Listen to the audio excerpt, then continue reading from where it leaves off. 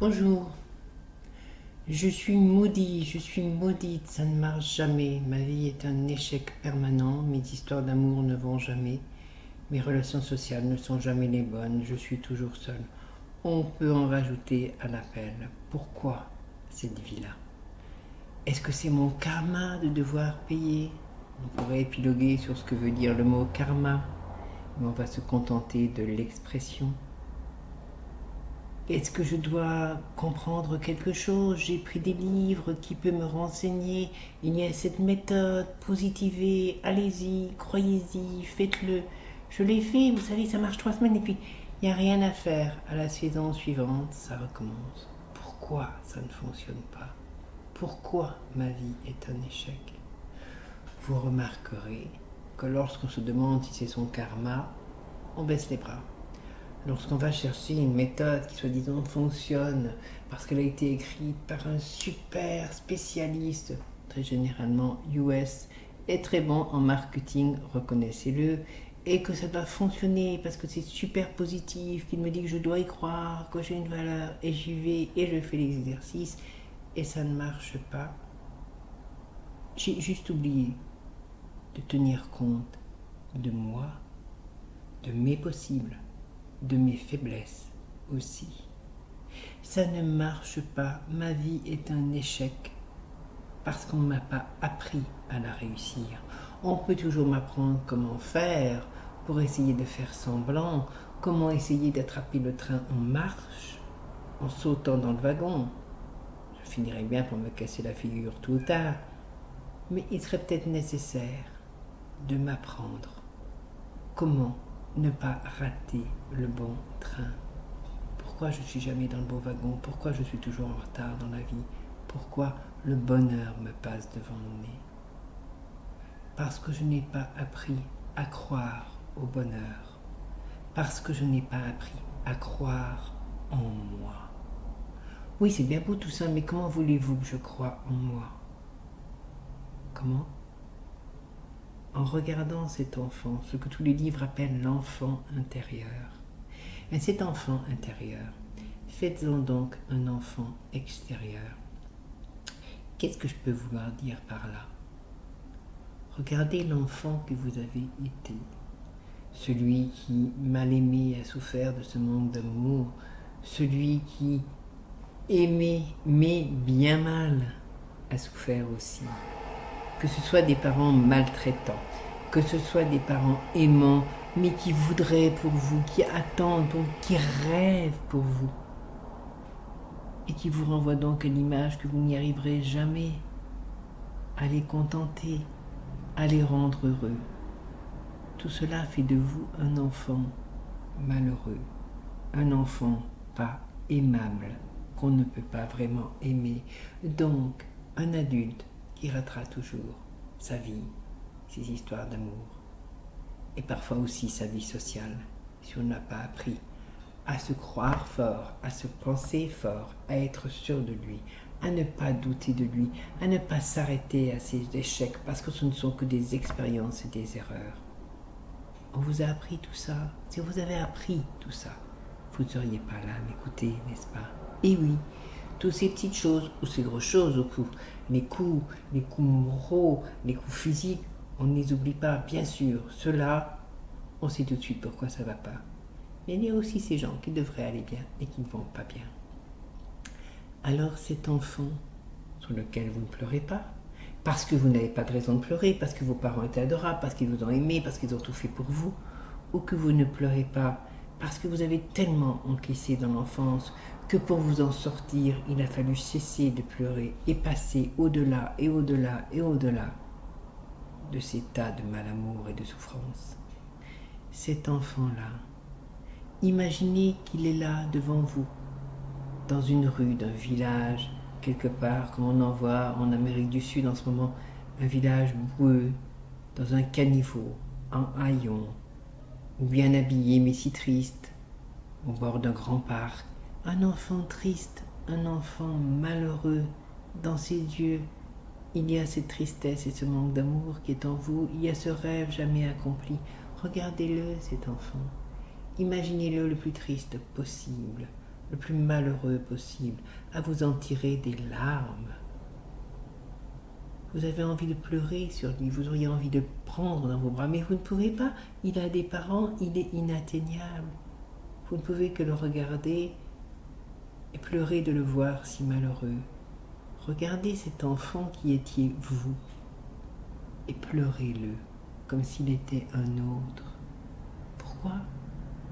Parce que sur cet enfant extérieur, vous allez vous autoriser à pleurer, vous allez vous autoriser à le plaindre, et ce faisant, vous verserez enfin les larmes sur cet enfant que vous avez été, et qui pour les bonnes, les mauvaises raisons de toute façon, qui en le voulant ou en ne le voulant pas, a souffert, a été malheureux, et persuadé qu'il n'était pas assez bien pour être aimé, et que sa vie soit ce long fleuve d'amour tranquille et de paix tranquille dont tout le monde rêve, de réussite aussi parfois, quand on ne nous a pas dit que vous étiez capable de réussir, peut-être parce qu'on était trop exigeant, peut-être parce que pour des raisons qui ne vous appartenaient pas, on ne voulait pas vous voir réussir.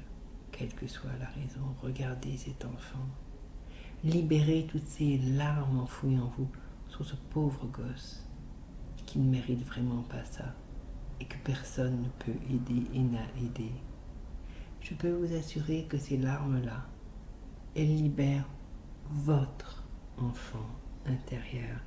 Elles libèrent en enlevant ce poids énorme de la souffrance contenue. Et Dieu sait si un enfant peut en contenir en lui et trouver normal quelque part de souffrir parce qu'il ne peut pas comprendre et raisonner comme un adulte. Et que si on n'aime pas, on a sûrement une raison pour ça. Cet enfant-là, quand on aura enlevé ses poids, c'est comme une plante qu'on aurait écrasée et qu'on aurait privée de lumière. Elle végète à l'intérieur de vous. En pleurant cet enfant extérieur, vous libérez l'enfant intérieur et vous verrez votre plante intérieure s'épanouir tout doucement, grimper vers la lumière, se baigner de lumière.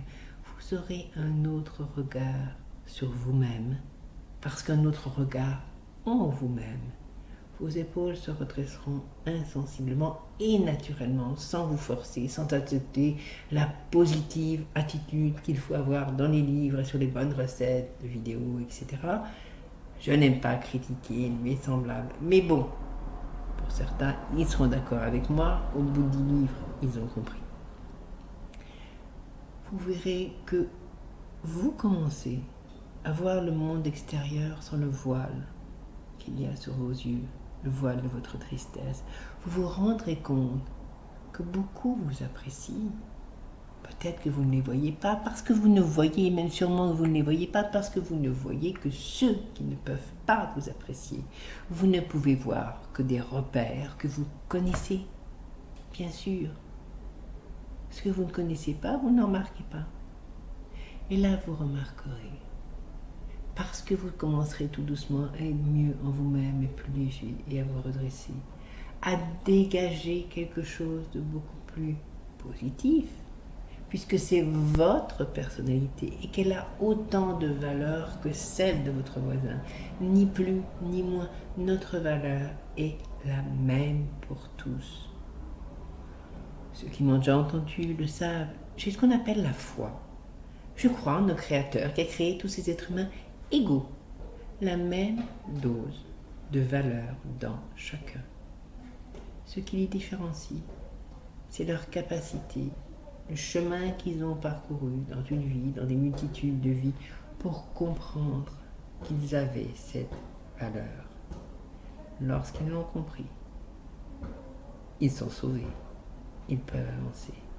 Au fur et à mesure que vous libérez l'image, le poids de cet enfant-là, qui est vôtre, qui est vous, vous lui permettrez, je vous le disais, de grandir. Vous vous permettrez de sourire. Vous vous permettrez de croire en vous. Vous permettrez d'accueillir les expériences positives, sans étonnement. Oh, bah mince, ça m'arrive à moi. Mais avec cet étonnement de waouh, qu'est-ce que c'est chouette. Je ne connaissais pas ça. Et petit à petit, votre karma n'en parlera plus. Les bouquins On les laissera sur les rayons et vous ferez ce chemin d'exister, d'être, de vivre. Et vos histoires d'amour réussiront parce que vous n'irez plus inconsciemment vers l'image que vous connaissez, qui est de l'amour, qui n'est jamais satisfait parce que vous n'êtes pas satisfaisant, bien sûr, aux yeux de l'autre. Vous irez vers des histoires d'amour qui fonctionneront. Vous irez vers des relations sociales qui seront vraiment agréables, vraiment sympathiques, vraies et profondes, et pas faussées, toujours sans cette image. Et vous pourrez réussir ce que vous avez envie d'entreprendre dans votre vie, quel que soit votre travail, votre job actuel. On peut faire des tas de choses dans la vie. Je peux vous le dire parce que je sais que j'en suis une preuve vivante. On peut partir de très loin, du pire des écrasements, du rien, du néant, de la non-reconnaissance, de la non-permission de choisir sa voie, sa carrière, ce qu'on veut faire. Et on peut découvrir en soi ses rêves, ses capacités, ses performances et s'épanouir dans tous les domaines de la vie.